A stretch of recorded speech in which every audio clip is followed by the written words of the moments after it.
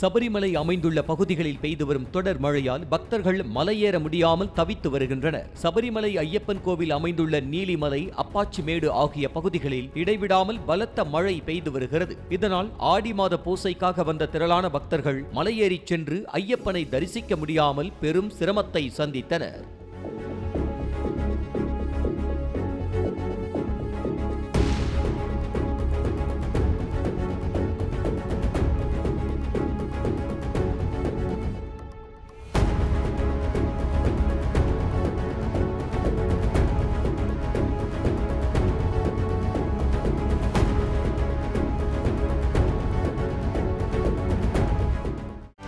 செய்திகளை உடனுக்குடனும் துல்லியமாகவும் தெரிந்து கொள்ள சப்ஸ்கிரைப் பண்ணுங்க.